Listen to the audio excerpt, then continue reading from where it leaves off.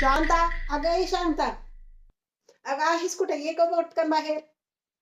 अगं मी काय म्हणते, माझ्याकडे भाजीला काहीच नव्हतं, म्हटलं तुझ्याकडे काहीतरी असेल, दोन चार बटाटे असेल तर दे तरी भाजीला.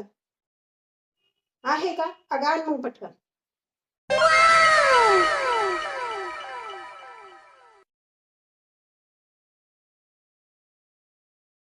आणलेस काय? दे इकडं.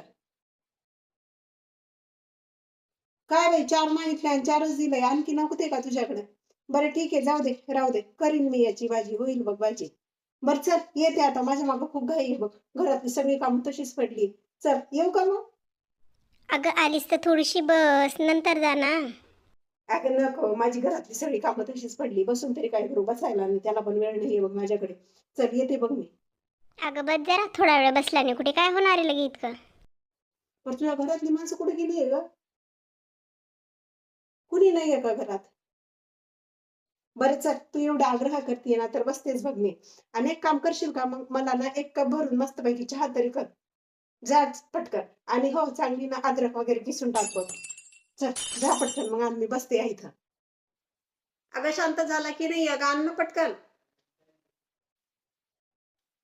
आणला का? दे बरं. शांता, अगं तुझ्याकडे काय चहामध्ये टाकायला साखर नव्हती काय? अगं कसला चहा केलाय, त्याच्यामध्ये साखरच नाही टाकली वाटतं तू. कमी टाकली, कमी साखरेचा पिताय तुम्ही?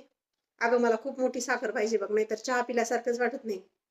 दर बाई तुझा चहा तुलाच. जाऊ दे, बस. माझ्याकडे तरी कुठे इथं का चहा घ्यायला वेळ आहे. चल, दोन शब्द तरी बोलते मी तुला. बरं, काय आवरलं का तुझं मग?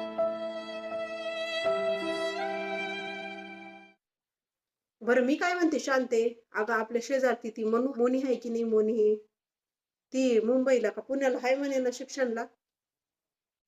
अगं तेच ते लॉ का काय करते ते मला तर काही माहित नाही. पण अगं काल माहितीये का, एका पोराच्या गाडीवरती दिसली होती बघ ती. अगं ती तशीच सांगतीये सगळ्यांना. कोणी विचारलं म्हणती आत्ते भाऊ आहे, कोणी विचारलं म्हणती मामे भाऊ आहे, कुणाला सांगती मावस भाऊ आहे. कसला भाऊ आणि काय? अगं तिचं आणि त्या पोराचं काहीतरी चालू आहे म्हणे. जाऊ दे, आपल्याला तरी काय घेणं ते ना. बरं मी काय म्हणतीये, अगं ती शेजारचा गंगाराम की नाही, गंगारामचं काही त्या पोराचं लग्नच जमना म्हणा अगं. गंगारामनी आणि त्याच्या बायकोनी अख्ख्या गावाचे लग्न जुळवलेत. पण त्याच्या पोराचं जुळकतंय का लग्न? अगं तेच म्हणतीये मी. लोकांच्या लेकराचं यांनी दोघांनी मिळून केलं वाटोळं. आता यांच्या लेकराला कोणी देईल का पोरगी? हा, जाऊ दे, मरू दे, आपल्याला तरी काय घेणं देणं. बरं मी काय म्हणते, अगं ती मंडाबाई आहे की नाही, मंडाबाई आमच्या समोरची, मंडाबाईची आणि तिच्या सुनाची सकाळीच लागली होती अगं भांडणं. अगं इतके भांडणं, इतके भांडणं, तुला काय सांगू आणि काय नाही. माझा अख्खा दिवस त्या भांडणं ऐकण्यामध्ये आणि त्याच्यामध्येच गेला बघ. अगं सून पण तसली डोक्याच्या वरती आणि ती सासू पण तसली.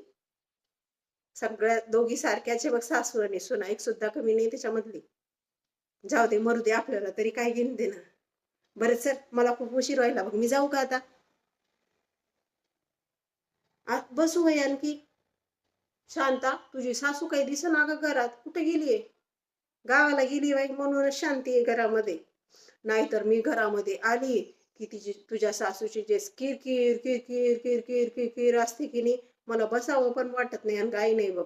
म्हणून जरा शांततेने बसावं वाटायला तुझ्या घरामध्ये. अहो कशाचं काय, तुझी सासू मला काय म्हणते, अगं इकडच्या चुगल्या करते, तिकडच्या चुगल्या करते आणि माझ्या सुनेजवळ सांगते. तूच मला सांग, मी तुझ्याजवळ कधी चुगल्या केल्या का ग? अगं मला काय घेणं देणं, आपण भलं, आपलं घर भलं, आणि मला वेळ तरी मिळतो का ग? काय बाई तुझी सासू.